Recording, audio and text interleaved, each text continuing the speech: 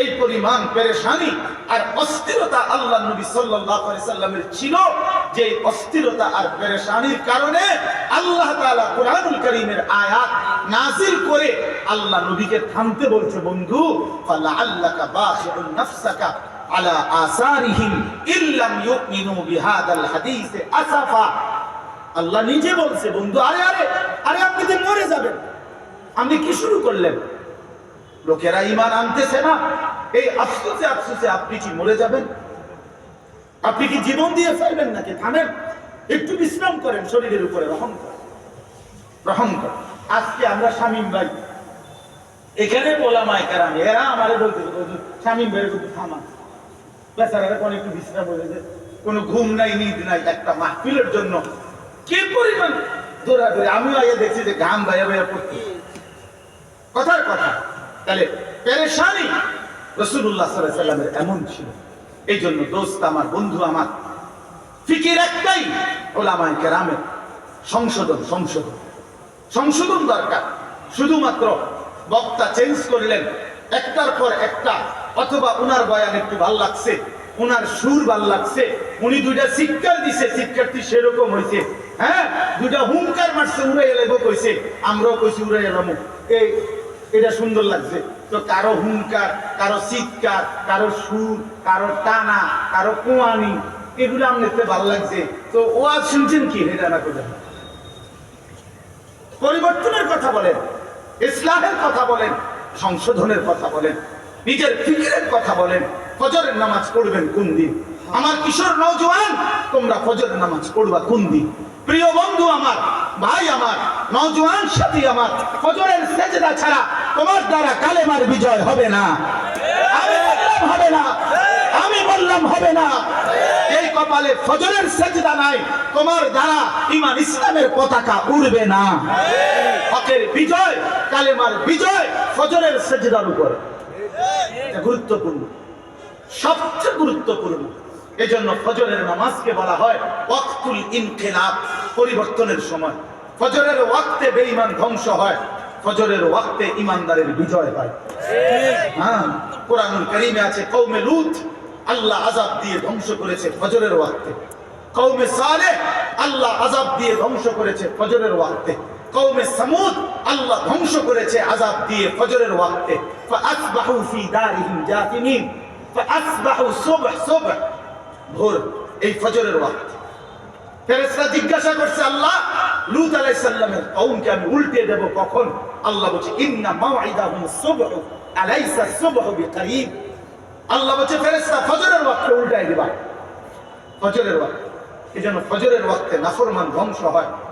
আর কোরআনুল কারীমের সূরা বনী ইসরাঈলের মধ্যে আছে, আল্লাহ তাআলা বলছে নবী আপনি 5 ওয়াক্ত নামাজ, বিশেষ করে ফজরের নামাজ সহ পূর্ণ আদায় করবেন আপনার অনুসারীদেরকে নিয়ে। 2 তাহাজ্জুদ নামাজ পড়বেন রাত গভীরে। 3 আমি আল্লাহর কাছে বেশি বেশি দোয়া করবেন। আল্লাহ নবী বলেন, আরে আল্লাহ বলেন বন্ধু এই 3 আমলে যত্নবান হবেন, আমি ওয়াদা দিলাম ওয়াকুল জা আল হাক্কু ওয়া যাহাকাল বাতিল। এরপরে সূরা বনী ইসরাঈলে এই 3 আমলের পরের আয়াত হলো, চতুর্থ আয়াত হলো আকিমিস সালাতা লিদুলুকিশ শামসি ইলা গাসাকিল লাইলি ওয়া কুরআনাল ফাজর ইন্না কুরআনাল ফাজরি কানা মাশহুদা। আল্লাহ 4 ওয়াক্ত একসাথে বলছে, লিদুলুকিশ শামসি ইলা গাসাকিল লাইল। আল্লাহ বলে সূর্য পশ্চিম দিকে হেলে যাওয়ার পর থেকে রাত্র পূর্ণ হওয়া পর্যন্ত যেই নামাজগুলো সেগুলো আদায় করেন, অর্থ হলো জোহর, আসর, মাগরিব, এশা ওয়া কুরআনাল ফাজর, এবং বিশেষভাবে ফজরের নামাজ আদায় করেন। সুবহানাল্লাহ। আল্লাহ কোরআনে বিশেষভাবে কোন নামাজ বলেন না, কোন নামাজ বলেন, আবার বলেন কোন নামাজ। তারপরে আল্লাহ বলছে ওয়া মিনাল লাইলি ফাতাহাজ্জাদ বিহি নাফিলাতান লাক, এই তাহাজ্জুদ। একবার বলছে ওয়াকুর রব্বি আদখিলনি মুদখালা সিদকিন, এই যে দোয়া রব্বি আদখিলনি, আমি সংক্ষেপে বললাম আর কি। এক হলো ফজর সহ 5 ওয়াক্ত নামাজ, 2 তাহাজ্জুদ নামাজ, 3 বেশি বেশি দোয়া। খোদার কসম আল্লাহ এরপরেই বলছে যেন নবী বলছে মাওলা এই তিনটা ঠিক মতো আদায় করছি, ফজর সহ 5 ওয়াক্ত নামাজ পড়ছি, তাহাজ্জুদ আদায় করছি, আপনার কাছে দোয়ার হক আদায় করছি। আল্লাহ এখন বলেন ওয়াকুল জা আল হক, এবার বলেন শুনেন জা আল হক, হকের বিজয় হয়ে গেল। এজন্য প্রিয় বন্ধু, ফজরের সেজদা ছাড়া ইমানের বিজয় হবে না, ইসলামের বিজয় হবে না, কোরআনের বিজয় হবে না। আমার কাছে একটা আরবি কিতাব আছে, ডক্টর রাগিব সারজানির লিখিত কিতাব, মিশরের একজন দার্শনিক পণ্ডিতের লেখা। এই কিতাবের মধ্যে আছে, উনি বলছেন ইহুদি যারা, এই যে ইসরায়েলের ইহুদি কুত্তারা, এদের যত ধর্মগুরু, ইহুদি ধর্মের যত পণ্ডিত ধর্মগুরু, তাদের একটা বক্তব্য হলো, তাদের ধর্মগুরুরা ইহুদিদেরকে বলে যে মুসলমানদের হাতে ইহুদিদের পরাজয় হবে কোন দিন, ইহুদিদের পরাজয় চূড়ান্ত হবে কোন দিন? তাদের ধর্মগুরুদের বক্তব্য হলো যেদিন মুসলমানদের জুমা এবং ফজর বরাবর হবে। আল্লাহর কসম, আমি নিজে পড়ছি, মুসলমানদের জুমার নামাজ আর ফজরের নামাজের মুসল্লি যেদিন বরাবর হবে, সেদিন ইমানদার মুসলমানদের হাতে সমস্ত বেঈমানের পরাজয় হবে। সুবহানাল্লাহ। দাজ্জালের বিরুদ্ধে ইমাম মাহদী এবং ঈসা আলাইহিস সালাম চূড়ান্ত লড়াই করবেন কখন? এই ব্যাপারে দুইটা বর্ণনা। একটা হলো ঈসা আলাইহিস সালাম নেমে আসবেন আসরের নামাজের সময়, আরেকটা বর্ণনা হলো ঈসা আলাইহিস সালাম ইমাম মাহদীকে নিয়ে দাজ্জালের বিরুদ্ধে এবং ইহুদিদের শেষ ধ্বংস করার জন্য শেষ চূড়ান্ত বের হবেন ময়দানের দিকে ফজরের নামাজ পড়ে। সুবহানাল্লাহ। এটা আছে ইবনে মাজার হাদিস। হ্যাঁ, ফজরের নামাজ পড়ে।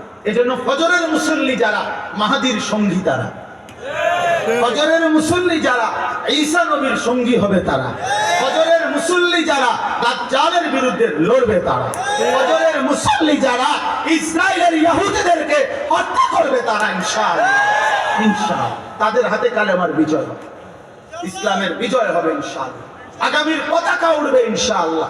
এই জন্য নওজোয়ান সিদ্ধান্ত নাও, ফজরের নামাজ জামাতে পড়বো ইনশাআল্লাহ, ইনশাআল্লাহ।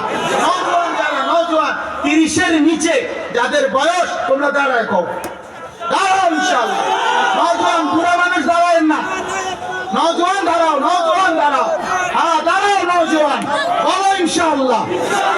কি কথা কও, কিটা ইনশাআল্লাহ, এটা কও, সবাই বলো, সবাই বলো, বাটপারি করো না, বাটপারি করো না, বলো ফজরের নামাজ পড়বো ইনশাআল্লাহ, বলো ফজরের নামাজ পড়বো ইনশাআল্লাহ। বসো ভাইয়া, দেখছেন ওদের কি পরিমাণ নওজোয়ান ইনশাআল্লাহ। আগামীর পৃথিবীতে তোমরা কালেমার পতাকা উড়াবা ইনশাআল্লাহ, ইসলামের পতাকা উড়বে ইনশাআল্লাহ। 16 বছরের জালেম যদি কিশোর নওজোয়ানের সামনে পলাইতে পারে, তো নওজোয়ানের হাতে কালেমার পতাকা উড়বে ইনশাআল্লাহ। হ্যাঁ হ্যাঁ ইনশাআল্লাহ, কোনো সন্দেহ নাই। আগামীর পতাকা ইসলামের পতাকা।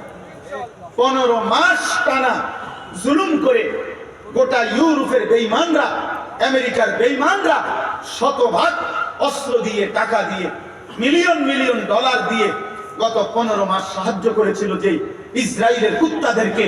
ওই কুত্তারা ফিলিস্তিনের গাজায় 15 মাস 7 অক্টোবর 2023 থেকে লাগাতার ইমানদার মুসলমানদের উপরে আক্রমণ করেছে। প্রায় 50,000-এর চাইতে বেশি মুসলমান শহীদ করছে, 6 লক্ষের চাইতে বেশি বাচ্চা এতিম হয়েছে, লক্ষ লক্ষ মা বোন স্বামী হারা, বাপ হারা হয়েছে। একটা ঘর বাড়ি গাজার মধ্যে ফিলিস্তিনের মাটির উপরে নাই সমান করে দিছে। কিন্তু 15 মাস এক টানা লড়াই করার পর, যুদ্ধ করার পর, পৃথিবীর সর্বাধুনিক সমস্ত অস্ত্র প্রযুক্তি প্রয়োগ করার পর ইসরায়েলের ইহুদি কুত্তারা এই জানুয়ারি মাসে মাথা নোয়া, কুত্তার মতো খাট নোয়া গাজার জমিন থেকে যুদ্ধ বিরতি দিয়ে ইসরায়েলে ফিরে গেছে বেটা। এজন্য আগামীর বিজয় মুসলমানদের বিজয়। জানেন গাজাতে এখন যুদ্ধ বিরতি চলতেছে, কথা বলেন না কেন? হ্যাঁ, পুরা যুদ্ধ থামাইতে হবে। ইসরায়েল হেরেই যাবে, ইসরায়েল হেরেই যাবে, হ্যাঁ হ্যাঁ হেরেই যাবে। সিরিয়ার জালেম পলাইছে জানেন না? এই যে 8ই ডিসেম্বর বাশার আল আসাদ 5 লক্ষ 40 বছরে এই নাফরমানে 5 লক্ষের চাইতে বেশি মুসলমানকে শহীদ করছে। ক্ষমতার জন্য। এই জালেম শেষ পর্যন্ত 8ই ডিসেম্বর পলাইছে।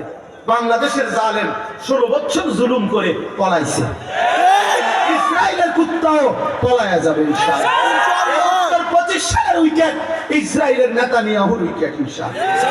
এই উইকেট পড়ে যাবে যে কোনো দিন। বোলিং চলতে আছে, চিন্তা করেন না, কড়া বোলিং চলতে আছে।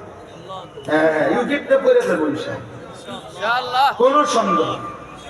হেভি বোলিং হচ্ছে ইনশাআল্লাহ।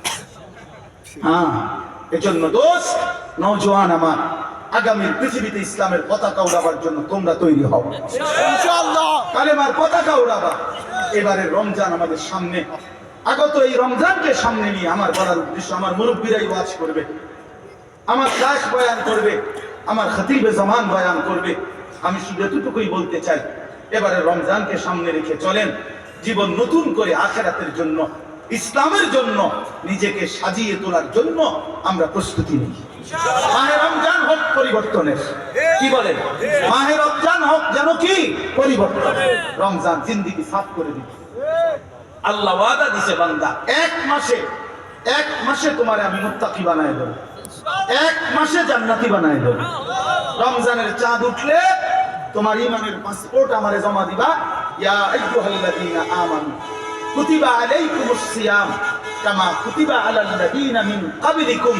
আল্লাহ বলেন, সমস্ত পূর্ববর্তী ঈমানদার উম্মতের মতো তোমাদের উপর আমি রোজা ফরজ করলাম। হে মুমিন, তোমাকে বলছি, তোমার ঈমান, তুমি মুমিন, তোমারে বললাম তুমি রোজার মাসটা ঠিক রাখো, সমস্ত গুনাহ থেকে বেঁচে থাকো, আমার প্রতিটা হুকুম পালন করো, ইফতার করো ঠিক মতো, সাহরি খাও ঠিক মতো, রাত গভীরে তাহাজ্জুদ পড়ে একটু দোয়া করো, 20 রাকাত পূর্ণ তারাবি আদায় করো, সারাটা দিন রোজা ঠিক মতো আদায় করে জিকির করো, তেলাওয়াত করো, তাসবিহ করো, হালাল উপার্জন করো, সুদ ঘুষ চুরি ডাকাতি জিনা ব্যভিচার মদ জুয়া নারী ছবি অশ্লীল দৃশ্য মোবাইলের অসভ্যতা নোংরামি নওজোয়ান ছেড়ে দাও।